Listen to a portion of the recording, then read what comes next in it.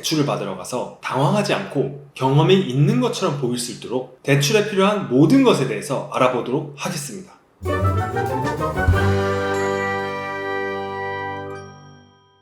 안녕하세요. 부동산 투자와 사업으로 경제적자를 꿈꾸는 두지입니다. 여러분은 대출을 받아보신 적이 있나요? 만약에 20대 중반쯤이라면 아직 경험이 없으셨을 거예요. 그런데 아마 대학교를 다니시는 중이라면 학자금 대출을 받아보셨을 수도 있겠죠? 학교를 졸업하고 직장인이 되면은 분명히 대출을 받아야 될 때가 옵니다. 처음 대출을 받으러 은행에 가면은 분명히 긴장을 할 수밖에 없습니다. 또한 대출을 받을 때 무엇을 준비해야 하는지, 그 상황이 어떻게 흘러가는지 모른다면 유리한 대출 조건을 얻어내기 힘들 수도 있겠죠? 그래서 이번 영상에서는 이 영상만 보고 가도 대출을 받으러 가서 당황하지 않고 경험이 있는 것처럼 보일 수 있도록 대출에 필요한 모든 것에 대해서 알아보도록 하겠습니다.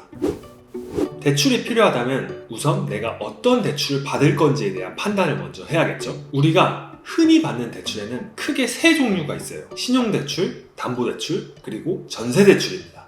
신용대출은 말 그대로 내 신용을 보고 대출을 해주는 거고, 담보대출은 내가 가진 어떤 자산에 대해서 담보를 잡고 대출을 해주는 거고, 전세대출은 다른 사람에게 집을 빌리면서 필요한 그 전세금에 대해서 대출을 해주는 상품입니다. 여러분이 사회생활을 하시게 되면 이 세 가지를 수시로 받고 상환하고 받고 상환하고 하실 거예요. 그래서 우리가 전세로 들어갈 때는 전세대출, 집을 사려고 하는데 돈이 필요할 때는 담보대출, 갑자기 급전이 필요하거나 집을 살 때 담보대출로도 부족해서 더 대출이 필요할 때는 신용대출을 찾게 됩니다. 그리고 흔히 알고 계시는 마이너스 통장도 신용대출의 한 부분입니다.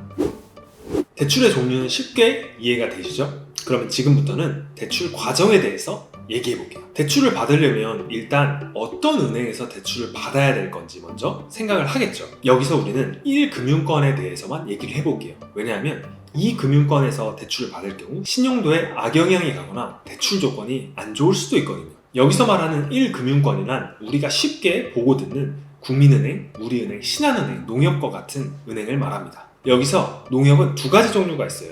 농협 중앙회는 1금융권이나 지역 농협 같은 경우에는 2금융권이니 이 두 가지를 헷갈리시면 안 됩니다. 흔히 주변에서 주거래 은행에 가야 된다는 말을 많이 들어보셨을 거예요. 그런데 꼭 우리가 주거래 은행에 가서 대출을 받을 필요는 없습니다. 우리 같은 일반인들에게 주거래 은행이라는 것은 크게 의미가 없거든요. 10억, 100억 이렇게 많은 금액을 넣어놓는 사람들에게나 주거래 은행이 의미가 있는 겁니다. 은행에서는 사실 우리 같은 일반인에게 크게 관심은 없거든요. 예를 들어서 우리가 뭐 백화점을 되게 자주 간다고 일주일에 두세 번씩 간다고 VIP가 되는 것은 아니잖아요. VIP가 되려면 자주 안 가더라도 한 번 갔을 때 1,000만 원, 1억 이렇게 큰 금액을 써야 VIP가 되는 것처럼 은행도 마찬가지입니다. 자, 그러면 좋은 대출 조건을 받기 위해서는 두 가지 방법이 있습니다. 첫 번째는 우리가 길거리에 있는 은행들이나 이런 국민은행, 신한은행 이런 은행들을 직접 방문해 보면서 여러 가지 은행들의 금리와 같은 대출 조건을 직접 비교하는 거예요. 두 번째는 대출 상담사를 통해서 여러 은행의 조건들을 비교를 할 수가 있습니다. 그렇다고 대출 상담사가 우리한테 수수료를 받지는 않습니다. 수수료는 은행에서 받죠. 혹시 카드 설계사를 통해서 카드를 만들어 보신 적이 있으신가요? 카드 설계사가 우리한테 수수료를 받지는 않죠. 설계사는 이제 카드 회사에서 수수료를 받죠. 대출 상담사도 이와 비슷한 원리입니다. 뭐 이런 개념이 크게 어렵진 않죠. 이번에는 대출 상환 방식에 대해서 알아볼게요. 대출은 은행으로부터 돈을 빌리는 거잖아요.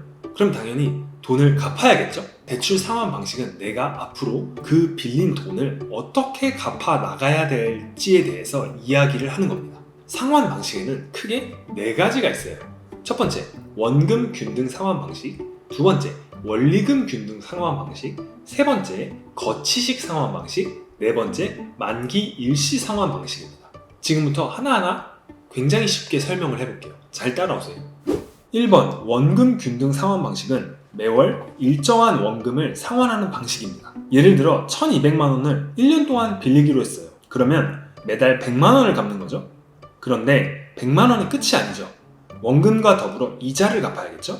이자는 원금의 몇 %다 이렇게 계산을 하잖아요. 그런데 매달 원금을 갚아가니까 시간이 지날수록 이자를 내는 비용은 작아지겠죠? 이런 식으로 매달 상환 금액을 줄여나가는 것이 원금 균등 상환 방식입니다. 2번 원리금 균등 상환 방식은 총 상환금과 총 이자를 합쳐서 같은 비율로 매달 상환하는 방식입니다. 원금 균등 상환 방식보다 총 이자가 조금 더 많지만 매달 상환 금액이 똑같기 때문에 빌리는 사람의 입장에서는 자금 운영을 안정적으로 계획을 할 수가 있어요. 세 번째, 거치식 상환 방식은 일정 기간에는 온리 이자만 내다가 약정한 기간이 끝나면 원금과 원리금 균등 상환 방식 중 택 1하여 내는 방식입니다. 이렇게 하면 초반에 갚는 금액이 획기적으로 적어지기 때문에 요즘과 같이 화폐 가치가 떨어질 때 선택하면 좋은 방식입니다. 네 번째, 만기 일시 상환 방식은 말 그대로 이자만 내다가 대출이 끝나는 날에 대출금을 전부 갚는 방식인데요. 투자하는 입장에서는 가장 좋은 방법이죠. 그런데 이렇게 잘 안 해줍니다. 좋은 건 항상 얻기 어렵잖아요. 그렇지만 우리가 받는 전세 대출은 대부분 이런 방식입니다. 그래서 전세 대출이 대표적인 서민 대출이라고 불리는 거예요.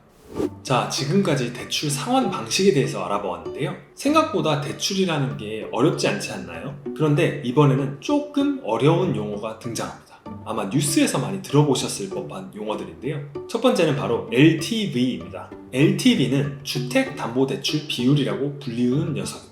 집을 사게 되면은 대부분 이제 대출을 끼고 사잖아요. 왜냐면 집이 이제 수억 원을 하는 굉장히 비싼 상품이기 때문에. 그래서 은행에서 집을 담보로 대출을 받을 때 쓰는 개념이 LTV입니다. 만약에 LTV가 70%라고 가정을 해볼게요. 그러면은 집값이 만약 10억이라면 이제 7억까지 대출이 가능하다는 의미입니다. LTV는 지역마다 이제 한도가 정해져 있는데요. 하지만 요즘에는 이 LTV를 막 40%, 60% 이렇게 낮춰놓기 때문에 그래서 대출이 요즘에 많이 안 나오는 겁니다. 두 번째 개념은 DSR입니다. DSR은 총부채 원리금 상환 비율이라고 불리는 개념인데요. 아무래도 이 개념이 좀 복잡해서 많이들 헷갈리고 계실 거예요. 이 DSR에 관련돼서는 추후에 좀 자세하게 영상을 따로 만들 예정이오니 이번 영상에서는 좀 간단하게 맛보기로 보고 갈게요. DSR은 내가 받은 모든 대출의 상환 금액을 연소득으로 나눈 비율이에요. 단 여기서 전세대출과 아파트를 분양받을 때 중도금 대출은 다행히 아직은 포함되지 않습니다. 만약에 DSR이 40%라면 내가 1년간 갚아야 할 금액이 내 연봉의 40%를 넘으면 안 됩니다. 원래는 LTV에 따라서 집 가격의 몇 %까지 이렇게 대출을 받을 수가 있었는데 이제는 내 연봉이 얼마냐에 따라서 대출을 받을 수가 있는 거죠. 2021년 7월부터 DSR 40% 규제가 적용되어서 연봉이 낮은 사람은 대출을 받기가 더욱 힘들어졌습니다. 그래서 요즘 대출을 받아서 집 사기가 어려워진 겁니다. 주요 개념들을 알아보았으니 그럼 이제 필요 서류들을 간략하게 알아보겠습니다. 신용대출, 전세대출, 담보대출 모두 대출의 종류는 다르지만 셋 다 비슷합니다. 개인의 신분을 증명하기 위해서 필요한 서류들, 소득과 자산을 확인하기 위해서 필요한 서류들, 담보 물건의 증명을 확인하기 위해서 필요한 서류들이 있고 그 외의 서류는 은행원 또는 대출 상담사가 친절하게 설명해 주실 겁니다. 자, 그 다음에 우리에게 가장 중요한 이슈가 무엇이 있죠?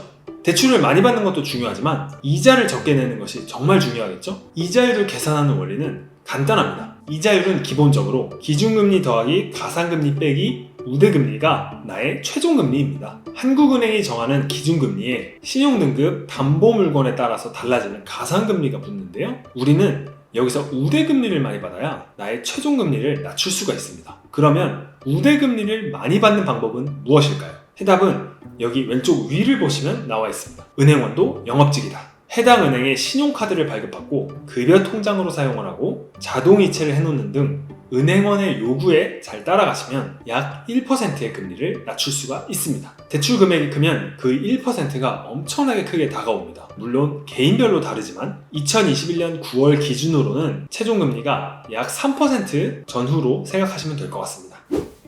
지금까지 대출의 모든 것에 대해서 알아보았습니다. 이 정도만 알고 은행에 가셔도 자신있게 은행에서 대출 상담을 받을 수 있을 거예요. 자본주의 시스템에서는 사금융이나 사채 같은 악성 대출을 제외한 1금융권과 같은 좋은 대출을 적극적으로 활용하셔야 자산 증식을 효율적으로 이룰 수가 있습니다. 앞으로 LTV나 DSR 등 어려운 용어들을 설명하는 영상을 정성껏 제작할 예정이오니 많은 관심을 부탁드립니다. 이번 영상이 도움이 되셨다면 꼭 구독과 좋아요를 눌러주세요.